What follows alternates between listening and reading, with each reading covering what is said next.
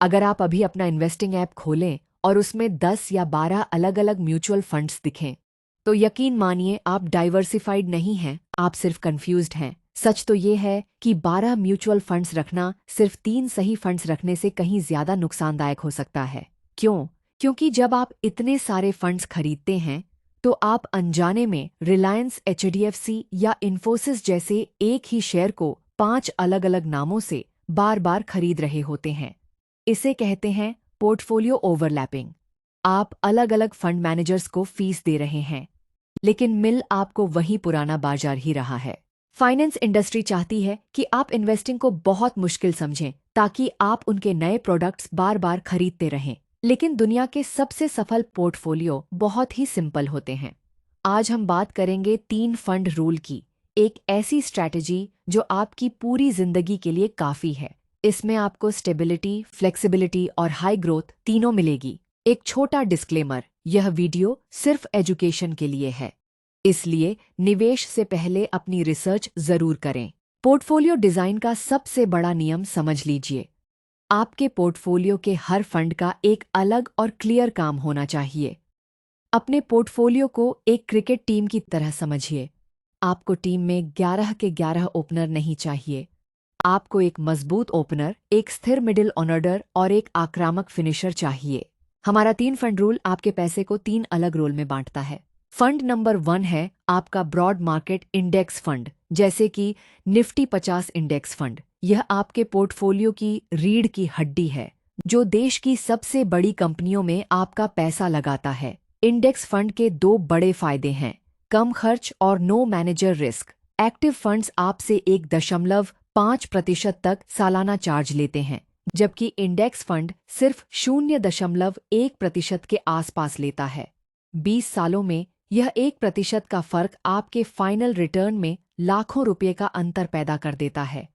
अपनी कुल एसआईपी का 35% से 50% हिस्सा इसी में जाना चाहिए। फंड नंबर 2 है आपका फ्लेक्सी कैप फंड। इसकी सबसे खास बात यह है कि इसके फंड मैनेजर पर कोई पाबंदी नहीं होती। वे अपनी मर्जी से पैसा बड़ी, मध्यम या छोटी कंपनियों में शिफ्ट कर सकते हैं। जब बड़ी कंपनियों के शेयर महंगे हो जाते हैं, तो मैनेजर मिड कैप में मौकों की तलाश करता है और गिरावट के समय वापस लार्ज कैप में लौट आता है। अपनी कुल एसआईपी का 30% से 40% हिस्सा इसमें रखें। फंड नंबर 3 है आपका अल्फा एक्सीलेटर, एक क्वालिटी मिड कैप या स्मॉल कैप फोकस्ड फंड।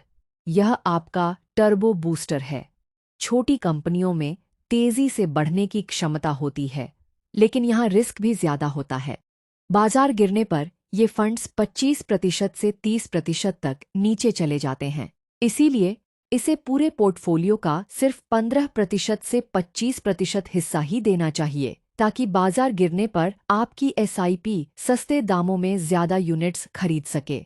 पैसे के बंटवारे की बात करें तो aggressive investors 30% index, 45% flexi cap और 25% स्मॉल कैप रखें। Balanced investors 40% index, 40% flexi cap और 20% स्मॉल कैप रखें। आखिरी और सबसे जरूरी बात, 10% एनुअल स्टेप अप स्ट्रैटेजी।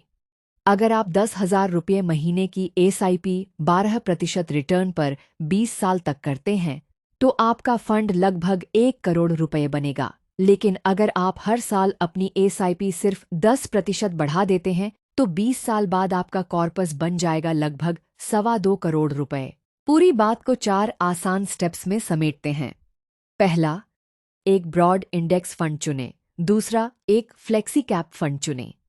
तीसरा, एक मिड या स्मॉल कैप फंड चुनें। और चौथा, हर साल अपनी एसआईपी को 10% स्टेप अप करें।